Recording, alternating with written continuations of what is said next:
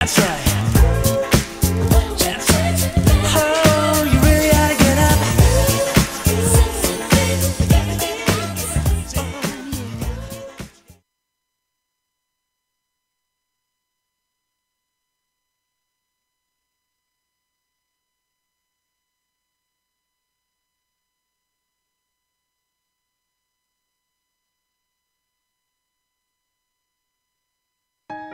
Live from Sunset Gower Studios, The Amazing Hour with Joanne O'Brien and Sabrina Johnson.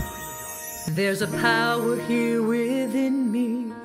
There's a strength that's deep inside. If I'm willing to be willing, the field is open wide. And I know I have the courage, so I push my fears aside and allow these words of truth be heard from every mountain high.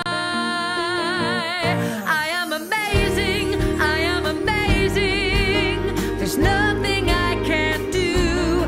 I am amazing, I am amazing. And you're amazing too.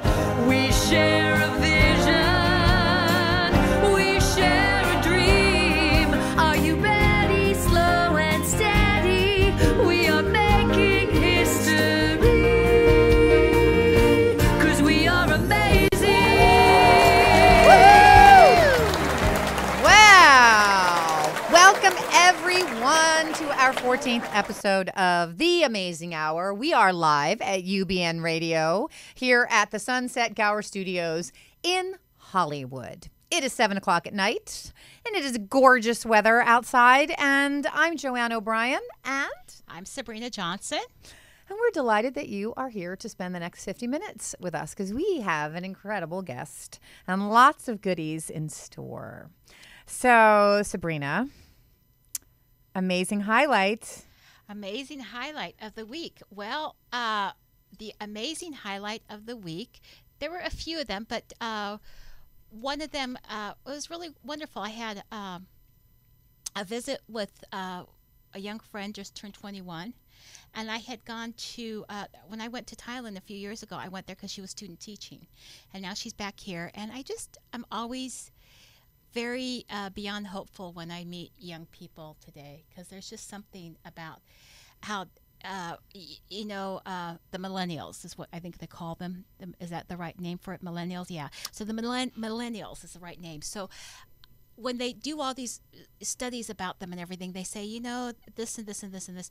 But the bottom line is that they have so much compassion, and they have they're much, much nicer. And there's something about that compassion, that open heart. And this gal it was so wonderful. We went for sushi, and she kind of caught me up on her life, and it was a wonderful visit. And I just felt like I learned so much from her. I have some notes about books to get on Zen koans, and just Fun. You get to learn new much. stuff, especially from Yeah. someone from a different, much younger much younger planet. So yeah. Mm-hmm. And what about you, Joanne? Amazing. Oh You. my goodness. Well, I had a lot of little things happen this week. Well, first of all, on Sunday we had a really cool. Well, let me tell you about that in a second. All right, the Emmys yesterday. I love to watch the Emmys because I'm like a binge watcher. Like I'll go on to Netflix and we'll watch an entire series in as short amount of time as possible. I love that. So I was really. I loved watching the Emmys. I had a great time watching that. I thought that it was hosted perfectly and beautifully, and there was, very little I have to complain about it. So I'm only going to say all the good stuff. I loved everybody. And I love Julia Louis-Dreyfus. She just makes me laugh every time. She's just great. So I should be a little bit more entertainment aware because I work in the industry. I just like it because I watch all those shows. I wanted Homeland to be up for something. Oh, yeah. But I'm mad at Homeland right now. They're going to have to win me back because I did not want that season finale to be the way that it was. But now I'm into Ray Donovan and oh my goodness. All right. So on Sunday at our church, we had a graduation for all of our practitioners, people who have studied to kind of get to a place where they can be of service and leadership to other people in the community that are just being introduced to spiritual community, and they've worked so hard and showed such incredible examples of leadership, and we celebrated them, and then we had a huge party afterwards, and it was just a ton of fun. So it was. And you sang there. And when I sang, well, Yes. that's the big thing. I'm so blessed when I get asked to sing at places because it's always an opportunity to share what I'm so incredibly fortunate to have as a gift. So I got to sing 2 really awesome songs, which I'm really excited about. And then as everybody knows, I released the amazing song, and then today in the mail, and I should have pulled it out, it's in my wallet, I got those little cards. So like I can give a card or sell a card. I can sell a card to someone, and they can go home and download the card that I sold to them, that they paid for. That would be easier for people who are technically challenged. Well, yeah, it would be, but most people are pretty savvy now. Not me. but So, I'll be buying one. Well, I'll be or 2. teaching you, and Yeah. then you'll be giving them as gifts. Yeah, yeah. So, but the funnest thing I did, and this is going to just segue into our guest, and Yes. you're going to do this with, we got to go to Reedley Street Farms Yes. on Sunday, and it was fun. I mean, I showed up in white pants thinking, well, I'm so not a farm person because I didn't dress farm appropriate. But we got to meet our guest, and we got to meet his dogs, and we got to see what he digs his hands into. So, Sabrina, you get the honor, since you discovered our incredible guest, of introducing him, because Sure. we are delighted. Sure, and this is on the Reedley Street Farms website, right, which we'll talk about. But this is Elliott's official thing about how he describes Reedley Street Farms. He goes, "We utilize natural, sustainable practices in an effort to grow healthy veggies harvested at the peak of freshness. We are digging into the soil and the social fabric which surrounds us in the name of growth, empowerment, creativity, and fun." And that's really what we discovered. So without any further ado, Mr. Elliott Kuhn of Reedley Street Farms. Welcome to our studio audience. Thank you. Thank you. Yeah. It was great having you guys come over on Sunday. I was ensconced in a project, and it was a nice break to okay, now I can wash the good. hands a little bit. Well, we had a great time, and we loved your dogs, Oh, yeah. Chops and Flo. We have pictures actually of where Joanne loved Flo. Oh, I love Flo. Well, wait, let's see. We've got to show you a couple photos just Yes. because it's so much fun. Yes. Show the seedlings in front. Let's start at the top. The seedlings in the front of the outdoor, and then another view of the garden, just so you can kind of see where we were on Sunday. Seedlings in front of a shower that Elliott built. This is while we're showing pictures, can you describe the property? It's 1.1 Yeah, acres. tell us about the property that you built, Reedley the Street history of it. Farms. Yeah, absolutely. and where it's located. Yeah, so it's in Panorama City, which is in the northeast San Fernando Valley, and it was built in 1936.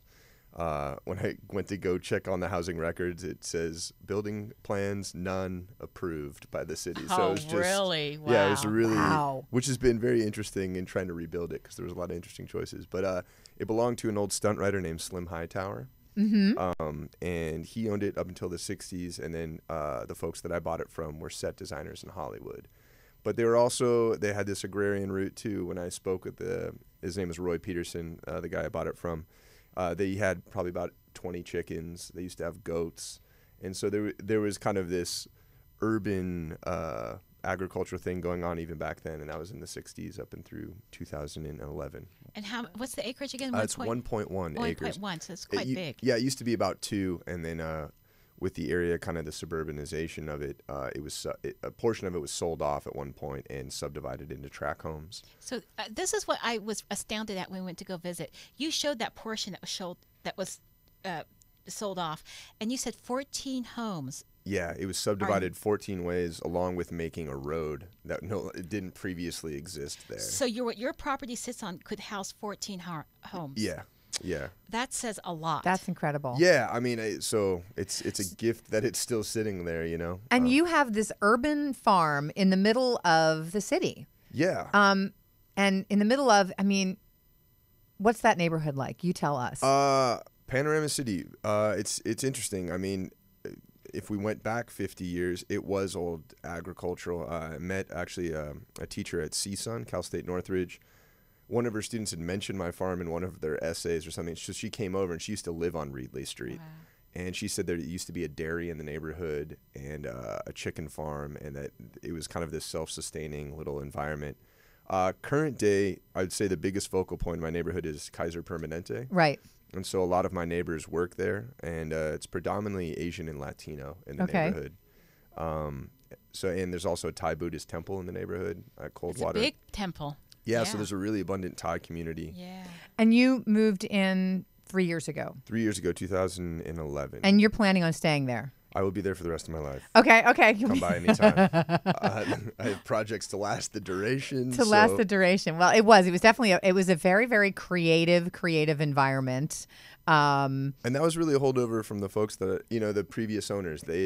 You could see the love and care that they had put into that property. The gentleman I bought it from had Parkinson's. And so for the last 10 years, it kind of degraded and things are overgrown, but there was a foundation of creativity that was already there. Okay, and on that, I want you to, you've got to throw this up because throw up the picture of the genius use of coffee bags. Oh, that is wonderful. This was so, we wanted to talk about your farm, but we're getting into your house all of a sudden just because it was the coolest thing. So tell us about the coffee bags and how you utilize that in your ceiling. Because one of the things I love is that you repurpose everything. And you have really cool stories of what came from tree people and what came from here and how you're making it all into... I think that's kind of a vibe that is resonating in Los Angeles. You see repurposing and reusing constantly, and it's gaining a momentum. But I feel opportunities. The coffee bags specifically, my friend Chris Clark, Groundwork Coffee. We love Groundwork Coffee. I remember them when they just started. Where is it located? They're North Hollywood is their roaster. Oh, okay. But they have locations. They just took over from Starbucks in the LA Convention Center. Really? The LA Convention Center them. decided to support a local roaster instead. So my buddy Chris Clark, an amazing guy. Chris, maybe you want to sponsor one of our shows, but that's another story. Okay. I'm sure if you called there, he'd answer. He'd say yes. Thank you, Elliott. He'd say yeah, right. I know. Yeah. I met him, and he mentioned to me, he's like, "Would you have any use for byproducts from the coffee roasting process?" And sure, why not? And it was more just, let's say yes to this and see if we can figure something out. So it started off with just picking up chaff, which is the roasted material off of the green beans when it's in the roaster, which is an amazing amendment for soil. It's really high nitrogen. So it started with that, and then he's like, well, we also have these burlap sacks that just kind of, they're roasting constantly, so they start piling up. Sure, I'll pick up a pallet of that. And then, you're sitting there and... we got to find a use for it. So I use it in the garden, but if you're referring specifically to the house, it was a really easy way to cover R11 insulation in the roof and make it look cool. Isn't that cool? Is it up there now? It's just we walked in, we were like, clever. This is so cool. Yeah. And we did see it in the garden that you do lots, and you do the composting. A big thing with gardening, and especially if you're trying to do organic gardening, is mulching. And mulching, the basic idea is keeping moisture in, keeping weeds down, and really kind of building soil, and the burlap is phenomenal at that. It's really easy to use, and currently it's an abundant resource for me. If I had to pay for it, I don't think I would use it in the way that I am using it. But so why don't we show some pictures of the actual farm itself? And while we're talking, what I'd like for you to address is why you are not organic certified. Okay. This was quite interesting. I love this idea. Yeah, so I practice organic practices. A good friend of mine that I started this project with, Samantha Dillingham, made me aware of a process called biodynamic farming. Which is what? It started by Rudolf Steiner. Sure. Yes, Waldorf, yes. He was also an amazing agricultural mind as well. And we need him on as a guest. Yeah, right?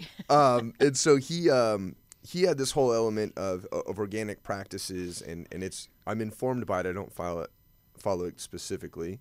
And where I diverge is that I try to use my local resources. And so I use my neighbor's manure, and I compost the vegetables from the Thai restaurant on the corner, bringing in these elements that I can't, verify and vouch for that all the inputs there are organic.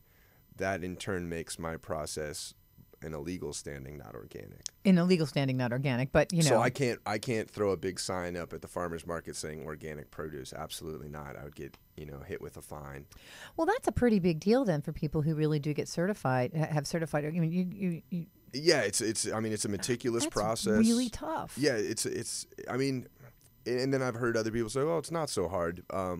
For me, it's just not. I'm not concerned with it. I know what I'm doing in my garden, and Right. I'm adhering to biodynamic and organic practices, and I'm. If someone's curious, they could come over to my house and we can check it out, or I'm more interested in localism. Sure. Than I think I am into the label of organic. And what's localism for those that are Localism, the ideal of using the resources that are around and supporting the communities and people and the opportunities that are around you. That to me is more interesting. So share a little bit about. Well, there's two things I want to ask. First, your education, Okay. because you have a master's. I do have a master's in education and my teaching credential. I was a high school English teacher. So I did that for about 5 years. And did you do that in Mexico too? I did, yeah. So I taught public school in Santa Cruz, California, and then I went and taught it internationally at the American School Foundation in Mexico City. And it was a really positive experience. I really loved it. There was just something inside me. I started teaching when I was 23, and so there was this element that I And you're 24 now, right? Right, I'm 24. It's been a whole year. Right. And there was just something inside of me that I was like, I launched into this very, I think you can get into that career and you can go for the next 30 years if you chose to. And there was something scary about that to me. And so I decided to leave that, and I went to Austin, Texas, and I worked for 2 organic farms out there. And the notable one is Johnson's Backyard Garden. I believe now he's the largest organic farm in the southern United States. So what's the acreage on a large organic farm? He's well over 100 acres. Really? Yeah. So this is your passion, obviously. Absolutely, right? yeah. Now, when you were a kid, did you think that this is what, like, were you one of those kids that was really into this? Because this is No, definitely a different calling, and it is truly a calling. Definitely not. I mean, I grew up in the San Fernando Valley in Studio City, and I don't think I had any sort of acute awareness about the agricultural history of that area. You were at just a all. typical kid? Typical kid. I mean, and because I grew up in the valley, though, did we have citrus trees on our property? Yes, because it was a holdover from the old groves that used to be there. And, I think I had a green thumb and a gardener. My aunt and uncle are very avid gardeners, and both my mom and my father keep a garden. But as far as like producing vegetables and food, that wasn't really part of my upbringing. And I went to UC Santa Cruz and studied sociology, and I actually worked at the Center for Agroecology and Sustainable Food Systems, but I worked in the social science division, so I was never out in the fields. In the field. I was in an office filing. But this stuff all has paid off for you, kind of having a bigger scope of what it takes. Absolutely. I mean, I think what is cued into me about being locked into local food production is that there is this real kind of social agency within it, and you can make really strong connections and empower people. And whatever barriers we may see in between different communities or individuals, I think that's stripped away when you get down to food. Right. And so, it's definitely tacked into my sociological imagination. But yeah, this is something new to me, and I didn't go to school to be a farmer. To be a farmer. I didn't go to farm school. But you learned on the job on those farms, and then you went to Tree People. Yeah, Tree People was a really important step for me as far as learning propagation, learning the importance of native plants. We all live here in Southern California, so we know what Tree People is. But there's Yes. people who are listening that do not. Can you tell us a little bit about Tree People? I can. I still have this, spiel in Because my it's head. it's pretty darn famous here in Los Angeles. Started about 40 years ago by a young man named Andy Lipkiss when he was 15 years old. He took a trip up to the Angeles forest, and he became aware of the die-off that was happening up in the woods up there. And through that, decided to start a nonprofit, started propagating seedlings, got a huge donation of seedlings from the U.S. Forest Service, and started this notion of urban reforestation. That, okay, we're in this huge metropolis, we've clear-cut huge swaths of what used to be. Many people think LA is a desert. It's not. It's an oak woodland in many parts and coastal chaparral, and it's this vibrant ecosystem. So Tree People works to restore that. And they're working with communities, and they're not going and just, hey, we're going to plant a tree for you. Here, we're going to give you the tools, the resources to do that on your own. We're here to support you, and I think that's Education. Educational Which you aspect, love. and building the community, Yes, right? It's yes. using the act of planting a tree as a vehicle for building community, and so yeah, that's definitely an imprint on me, and they're a huge resource. As far as they have classes, I was able to take an arborist class, and learning how to trim trees properly is a huge thing.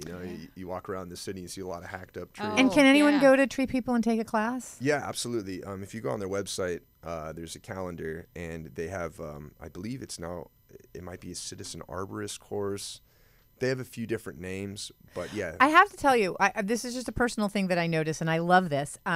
You're clearly very, very, very well versed in what you're talking about, but it's this is languaging we never ever hear about, and it's like poetry. Listening to you talk about it, it is. Don't you feel like it really is. because first of all, because it's about something that's so Yes. beautiful and Yes. so natural, and it's not politics, Right. and it's not Wall Street. And it's not the arts as we know it, but it's an art in itself. Exactly. So it's fun to hear you speak of it, especially with your because I'm completely uneducated in this arena, and so it's fun to hear you talk about I it. appreciate it. I don't think there has to be, if you think about the history of humankind, everyone grew their own food, right? Right. You know what I mean? Like, this is something I don't think there needs to be an elitist aspect to growing Sure. food and all that, and it's totally accessible to everyone. Right. Well, that was the reason that talk about poetry. Like, if I don't know how many pictures you've put up, but one of the reasons I wish my camera had worked a little bit more was I loved how you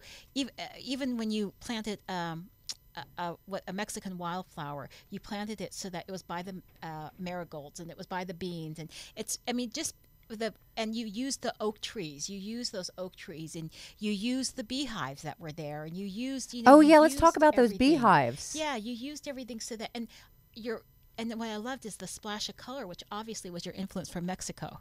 Yeah, which I right. love.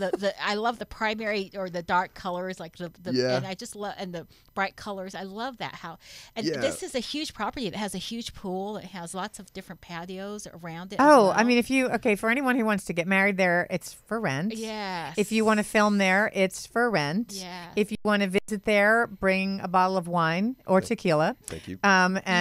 You do have pop-up dinners. We do have pop-up dinners. And pop-up dinners. It's a very, very cool environment with two phenomenal dogs. Yes. Yeah. So here's an interesting question I have for you. When everyone's in an industry, they have a magazine that's part of their industry magazine, like the stuff that they read to know what's going on. What do you read? What do you read? That's a great question. You're like Rolling Stone. I read Rolling Stone. Right. No, actually, so I was at the Panorama City Farmers Market for a while, and there's this beautiful lady named Diane Hand, and she lives in my neighborhood. She's an old Kiwi, New Zealand lady.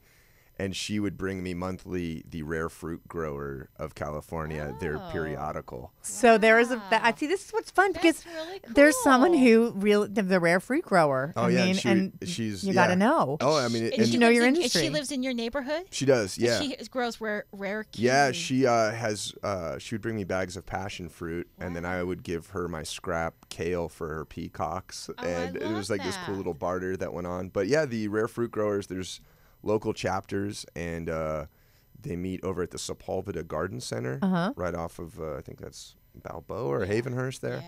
Yeah. They meet like once a month there, and you can go and get scion swaps, and sometimes they'll do like pictorial reviews of people's backyards, and so I read that. I mean, it's wild. Fun. Yeah. Well, we have a couple plenty of other things to cover, but I think we should do our giveaway because it's 7:25. I think so. That's usually our giveaway time. Yes. So okay, do we have anyone in the chat rooms tonight? I'm talking about giveaway. We're going to. 3 people. All right, that's good. We got 3 in the chat room. I'm talking about giveaway. We did want to talk about the honey. Oh yeah. Okay, so we'll talk. We're going to tell them what we're giving away, and then we can talk about it while we're waiting for someone to call in. Yes. So if you're going to call in, and hopefully you will, and if you can't get through, go into the chat room and tell Kurt that you're trying to call in, and you can answer the question through the chat room, and we'll work it that way. So 323-843-2826. So that's 323-843-2826. Okay, so here's our giveaway for today. And then Elliott will tell the question. And then Elliott's yeah, going to I tell the got that. question. So this is Reedley Street Farm raw local honey from Panorama City from the ReedleyStreetFarms.org. And so And it has it's a honeycomb. It's honey with a honeycomb in it straight from the farm. And we saw exactly where it comes from. I didn't get too close because I'm allergic to bees, but it wasn't that traumatizing. So yay. So this is the giveaway. What's the question? The question is, which of the following global climates best describes the greater Los Angeles area? A, tropical. B, arid. C, temperate. D, Mediterranean. Okay. Okay. Well, I'm gonna. Okay. I don't even know the answer to that. But is it that one? Do you think? No. No. Darn it. Okay. I'm so glad I'm not the one calling in. No. And So- also, are you giving away that garlic too?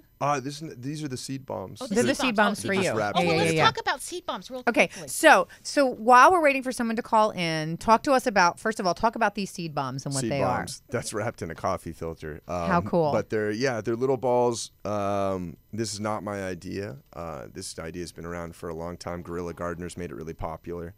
It is native wildflowers that are found here in the mountains of Los Angeles. I brought mine. Oh yeah, okay, Because I awesome. wanted to make sure. I just love this idea. Yeah, it's a mix of core, which is ground up coconut husk, worm poop. are. I know I'm holding worm clay. poop right now. Yep. Oh, we got a caller? Oh, we've got somebody on the phone. Okay. Worm poop goes away. Who's there? It's Dean. Hi, Dean. Oh my gosh. Oh, hi. I'm so glad you called in. Oh, So, Dean, you know the answer to the question? I have an answer to the question. I'm not sure it's right, but I think it's Mediterranean. You got it. So you got some good honey. Nice. All right. Hey, Dean, while we have you on the line, do you have any questions for Elliott?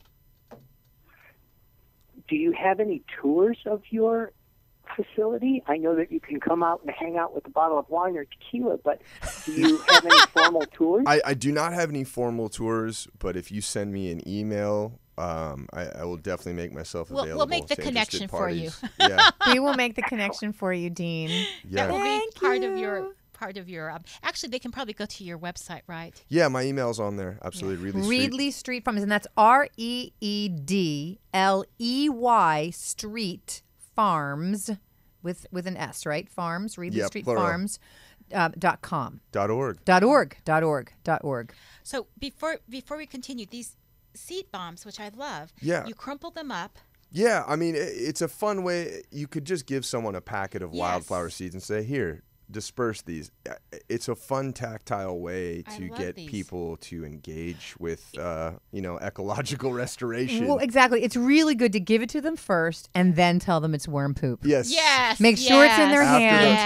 Yes. Then tell them it's I worm had poop. people at the market keep thinking they were cacao balls, and I'm like, Oh, please do no, not no, eat no, these. no, no, Like, no. I mean, No, it won't no, hurt you, no. but please don't. Well, you know what I love about this is I really thought if you're going to ever get philosophical, here is your past and your future and your present. Absolutely. And I Ooh, thought, good for you, this is Sabrina. all here. That was in my That's morning cool. meditation this morning because that's why I asked you for them this morning. Oh, that's 'Cause I awesome. said I'm going to give these to people and say, here is your past, your present, and your Oh, I future. love it. Just crumple it up and it's yours. Yeah. And you sell the love bombs. Yes, What's in the they They name? are love bombs. They are love They are bombs. love bombs. I'm calling Bombs them of love. wild. I'm Seed calling them wild love bombs. You sell them at your farmer's market. You go to a farmer's market. Yeah, the Altadena Farmers Market, Elizabeth Bauman, Salim, they're awesome. So you're no longer at Panorama City. I'm no longer at Panorama City. It's just it was financially not feasible for me, though I philosophically would like to put the food that I grow back into my direct community. It was Yeah, but if you can't afford to live there, then you can't afford to feed them. right. So Yeah, so it's just so Altadena Wednesday nights, Wednesday nights. 4 to 8 p.m. Alta Loma Park. And you do this with one of your mentors. Yes, I also sell his produce. He's a California rare fruit grower. He's I worked with him at Tree People. He's the former fruit tree program and manager. what mostly is the produce that comes from your farm? Currently, I'm trying to refine what it is that I'm doing. Currently, I have a ton of winter squash. Even though it's winter squash, you grow it in the summer. It's Okay. called winter squash because it stores through the winter. Right. Thick skin. Got so ya. Acorn, delicata, watermelon, honey, cucumbers, beets are coming in, and collard greens, though people around here don't seem to like collard greens. I love collard greens, but people are always like, what do you do with that? It's like kale. You know, You have to educate Right. them. You have to kale, you know. yeah, right. Kale's like the new hummus. Oh. Yeah. Oh, where they can actually get the honey itself? Oh, someone would like to know where they can get this. You can email me, which is on my website, Reedley St Farms, ReedleyStreetFarms.org, and you can. Or you email can me. contact us, and we can put you in contact with Elliott. And so you can. This is for purchase. It's for purchase, absolutely. One thing I was going to ask you about was how you set up the farm. You said that one thing I was really impressed with was that you did use some teens. Oh yeah, absolutely. Yeah, let's love talk that. about that. How you incorporate and really work with young people. Yeah, I mean, I think in my heart I'm always going to be involved in education. That's something I feel is a natural. It's a natural thing that I gravitate towards, and I feel it serves me and it serves them. So I work with a few different teen groups, and so they'll come to my house 1-2 days a week, and we'll kind of talk about some ecology stuff. So let's say if we're talking about water conservation perhaps that week, and then we're going to work on drip line construction, trying to take the theoretical and make it applicable too, you know. And this group has worked with me for the last about 6 months at my house, and they're huge help. I'm always staggered about how much work we get done compared to when I'm just by myself.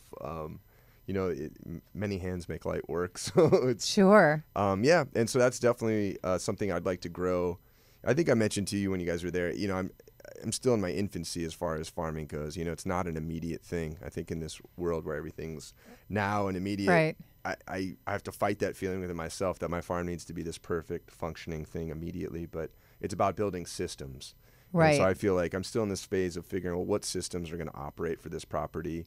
And bringing the education component is definitely an integral system into how I want to build and expand this. And is the system building more of an intellectual thing that you're coming up with, or is it combined with what's affordable? Do you know? Yeah. No, I mean, it's literal. I mean, literal systems. Okay, compost building. I need to create a system. Like I pick up manure on this day and vegetables on that day. I'm building it this day. If I can create systems that are functional, then it's transferable to other people. Absolutely. You know? I did see that on your calendar on your website. You have root day, you have fruit day, you do have a certain calendar that you're so that's setting the biodynamic thing from Rudolf Steiner, Maria Thun, the Stella Natura calendar that I use. It's all hooked into the constellations. I mean, if you go back to the oldest agrarian philosophies, it's always been connected to the moon, right? Early on, they learned there's these connections between kind of this constellations and when are good times to seed, what are good times to prune, harvest, etc.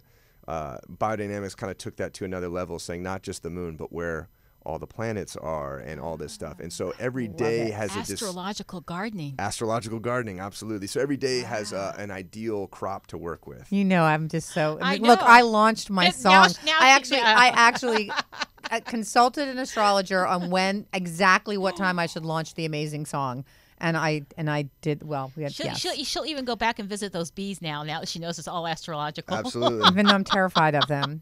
I have a bee suit you can put on, and they do not go through. So Yeah. I swell up awful. I don't like getting You know stung. what I was interested in with those bees is that you said you got the hives there, and I thought hives. I had no idea. Now I have had a hive taken out of my backyard, but I didn't look. Right. But I found bees fascinating. Yeah. I found the whole culture because they had to kill the queen, and so the guy told me when they killed the queen to remove the hive, Yeah. the worker bees get really lost and displaced. Yep, It's like they do. and that was interesting to see that. What do they Far do? away. Where do they go? How do they find a new queen? They have to find one. Well, yeah, they can rear a new queen in something that's called a queen cell. It looks like a little peanut. But if they were swarming, if they Yes. weren't in a hive, if they were No. just hanging in your No. tree, those bees were in transit. Yes. And they were looking for a new Yes. home. And so when you see them hanging from a tree in a cluster, that queen is in the center of it. And all those worker bees are chained around her to protect her while scouts go look out for a new location. Unfortunately, I mean, if you'd left them, Yes. they probably would have left in a couple hours if they were just hanging in a tree. Well, actually, they were embedded in a little workhouse. Okay, if they were in the Yeah, wall, yeah. then they were So- living and there. what happened was they knew that she was asleep there. Yeah. So that's when they Yeah, had I to- mean the queen dictates the entire vibe the hive. I found the bees. Aren't they fascinating? I mean, the whole Yeah, culture. I just sit out there and watch them. They're amazing. And so, but what I found fascinating was like I said, I watched it from far away. Yeah. So I did not see the actual hive, and it was in the building. But these hives look like desk drawers.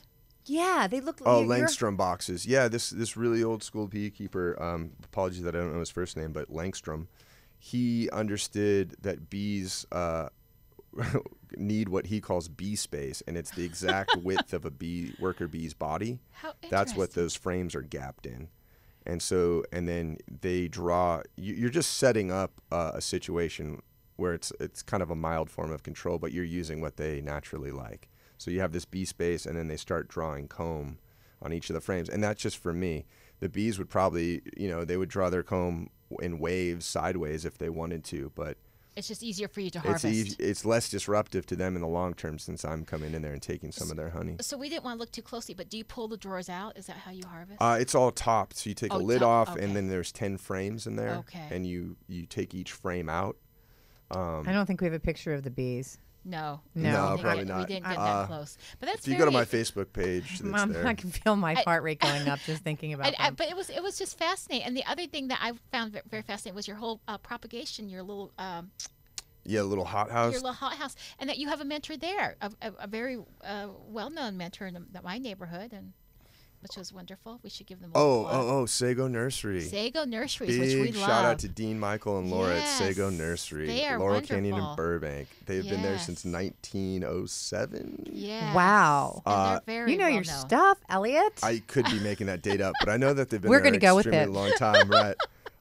They're awesome. I actually used to go there with my father as a kid, and we would always go buy our plants there. And I remember him telling me, like, this is the best nursery in this area. Because we used to go to this other place, Michael's, and they're no longer there.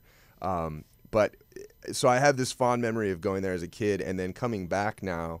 It took me a little bit to earn their trust because, I mean, their I guess level of knowledge is kind of not equal. I mean, they're up here, Right. And so if you come in with some stupid questions, I think they'll kind of razz you a little bit. But I earned their trust, and since then they've taken me under their wing and just always offering such sound and great knowledge, propagation-wise, what plants would do best at certain times of year. Dean has these great write-ups on everything. Container gardening. He's got a one sheet that he gives to his customers.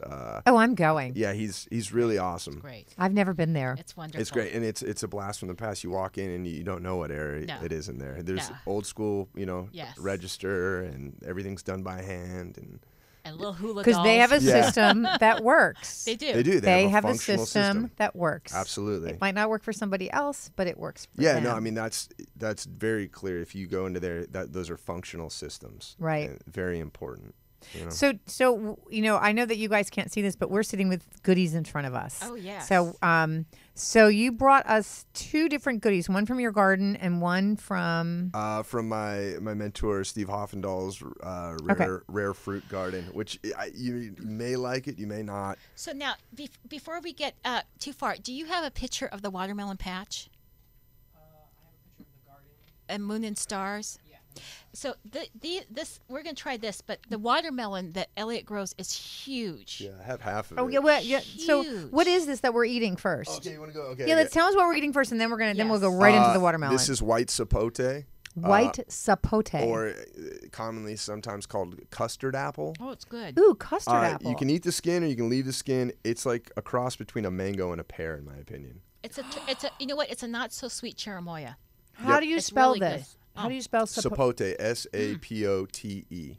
Oh my God, I want this. I It want kind of has a Where can I funky buy aftertaste. It does have a funky I have a aftertaste. seedling I could give It almost you. tastes like cheese. Yeah, Oh, you have a seedling? Oh, okay. I have seedlings of the tree Ooh. that are propagated from my boss's tree. Oh my gosh. He moved into this property, and there was this magnificent 50-year-old sapote tree that's massive. I've never had sapote, so this is a first. I've had sapote on the Amazing Hour, and it is darn amazing.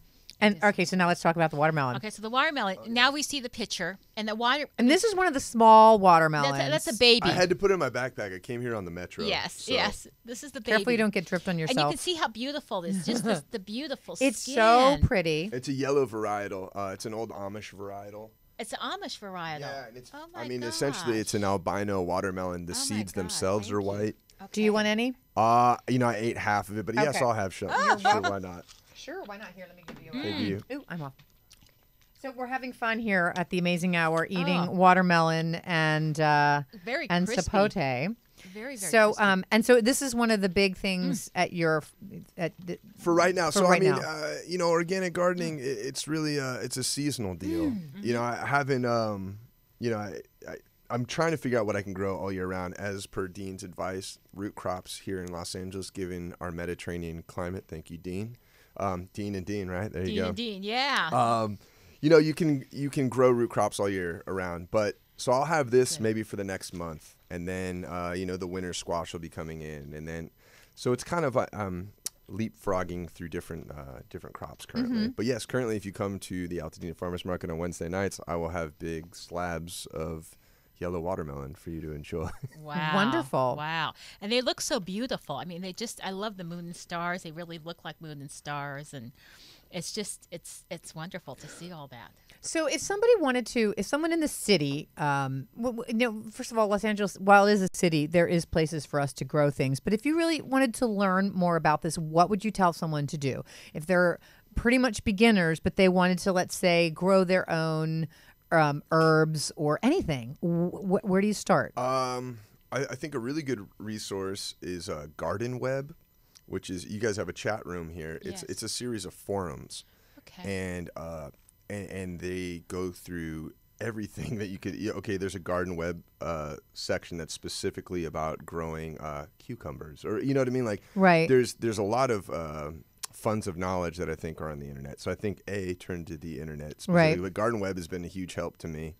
And then also I think hook into whatever local nursery you have, and get that direct contact with who's in, you know, Build a relationship. build a relationship. I mean, and community gardens are also big things. There's a lot of community gardens here in Los Angeles that are vibrant and functioning. And you actually work at some of them, right? With the schools. That's part of your job.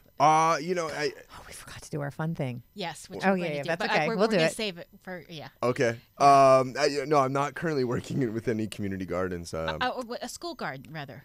Yeah, I mean, That's what I've helped out at school gardens, and then when I was at Tree People, I was helping with kind of like native plants on school Native campus plants, and stuff yeah. like that. Yeah, native plants, if you're in California, I'm sure this gets broadcast everywhere, but whatever native plants are native to your area is very beneficial in your garden. So bringing those in is an important aspect. And you have a portion of the garden that is native plants only that you're kind of like Absolutely, and then I've cultivated directly into the garden beds as well.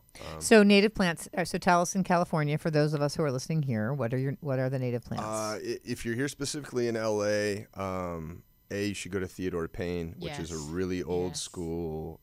He was like a British botanist that came here and started saving seed a long time ago. But your California poppies, your lupins, Clarkia, Phacelia, any of your salvias, black sage, white sage, purple sage, all of these have California buckwheat is a fantastic. If you drive on the hills here and you see that kind of burnt red color at this time of year, that's buckwheat, and it blooms white earlier in the season, and there's a whole, you know, local fauna that is attached directly to these native plants that have sort of been stripped out of the city. So to bring them back in is a really important aspect. My favorite one is the Matilla.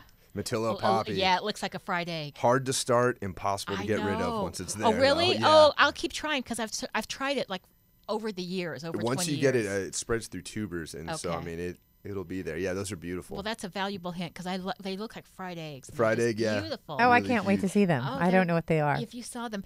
So, Elliott, what I have a question on is I'm just Yeah. sitting here thinking, what gave you, like, I mean, I'm sure that people are out there listening or watching us and they're thinking, wow, that's so cool.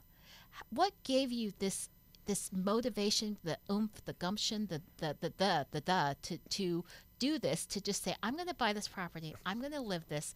I'm not going to be that 30-year-old tenure teacher Right. that you saw. What gave this to you? This vision, and plus that really the impetus to do it. Yeah, I mean, okay. For me, a big changing in my life, and this is, I don't mean to bring the ties down. My father passed away, and so that was the reason why I came back to Los Angeles. It was my responsibility to take care of everything that kind of came after that.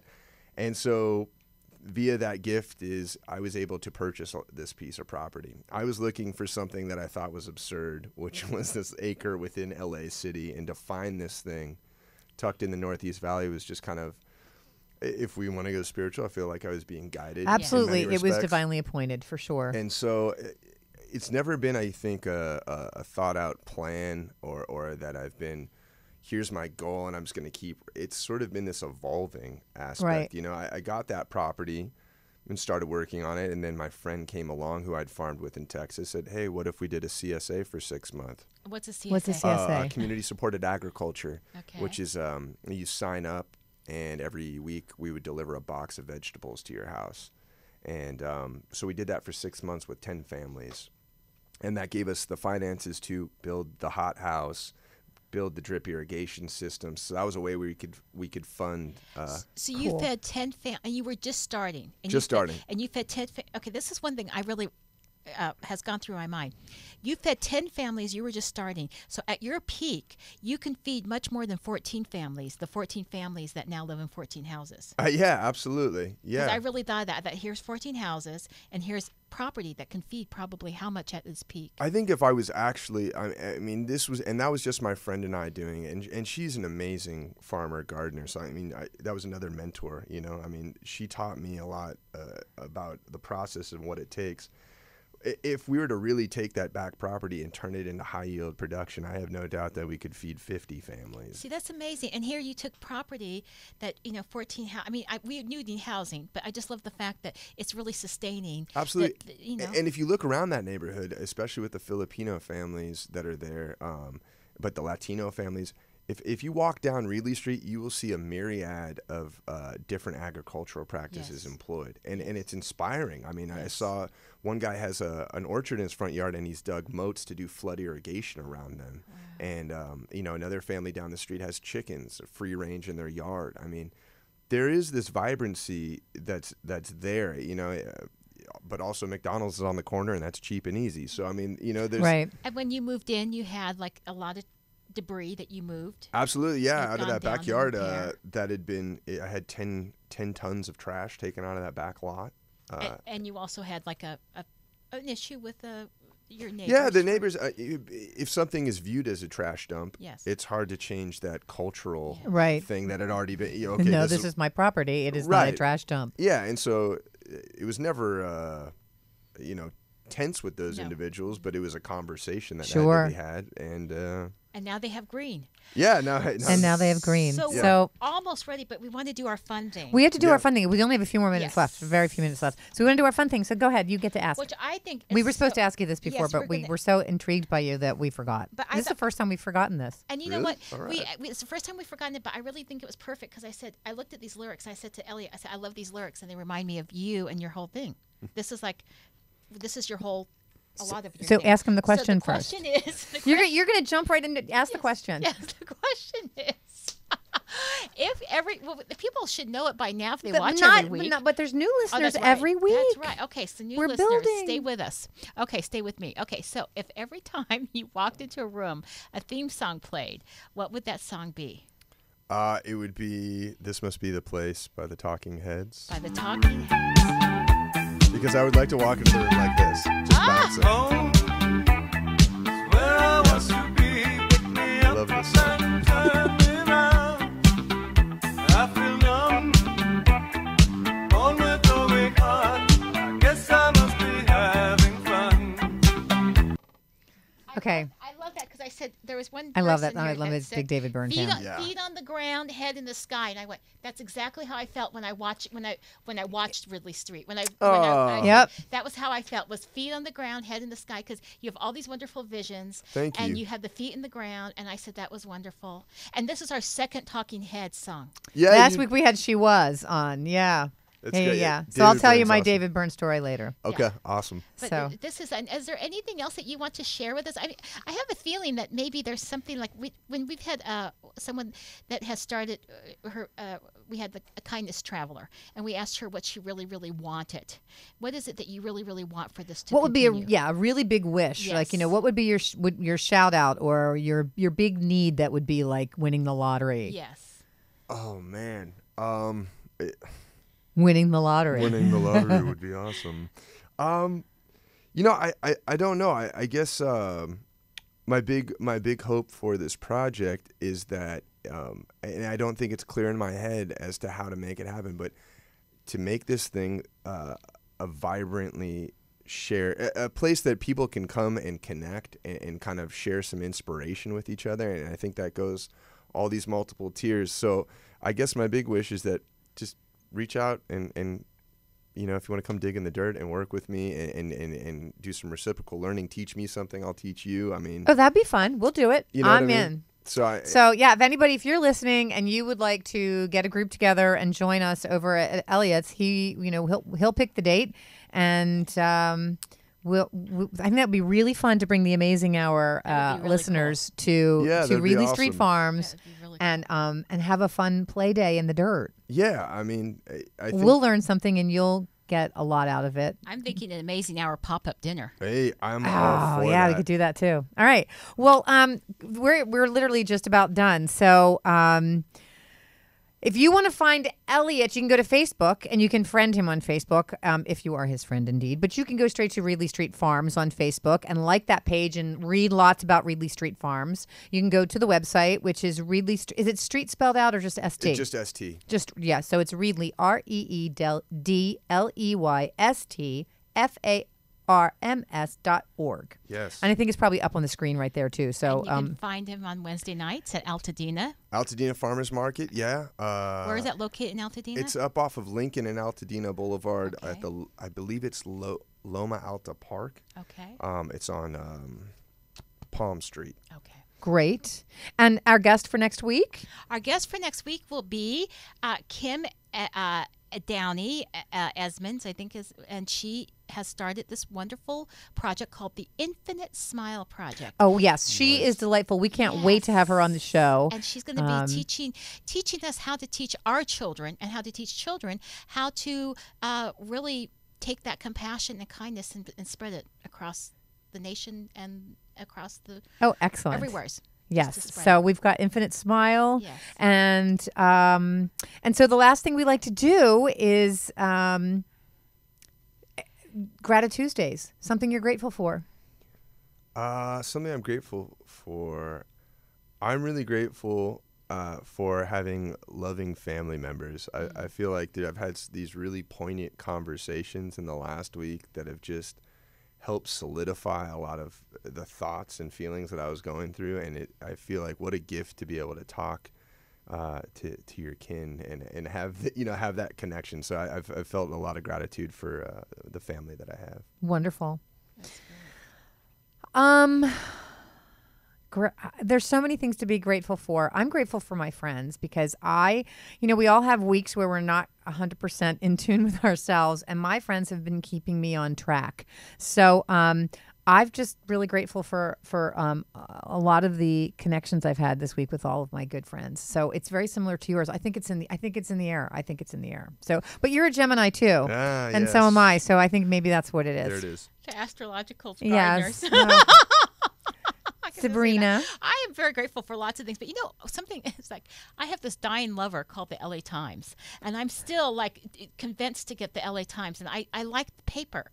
This is where we get some of our guests from when I read, and I love paper, and I'm just a dinosaur, and I'm grateful when I get the LA Times. Now I've been getting the LA Times for so many years. I think when I smell another sponsor. And I have, if they could just deliver the time. So I'm talking very kindly to my delivery man to please just deliver it because there's a new delivery man. And it's so funny how that little routine. So I'm very grateful that today I got my LA Times in the morning. So just that little routine. But I love the LA Times. I really do. Yay. I'm very grateful for it. Well, we're grateful for all of you listening in. This episode will be up on YouTube. You can go to youtube.com/The Amazing Hour. You can like us on Facebook. Please like us on Facebook. Tell your friends about this show. Our listenership certainly is growing. Next week, or maybe the week next week, I think we're going to have, we'll read some of our fan mail because I think we forgot to do that. It's been such an exciting hour. And follow us on Twitter. So the only way people hear about this is by you. So thank you so much. Thank you. We'll see you next week. Thank you so much. Bye-bye. I am amazing. I am amazing. I am amazing.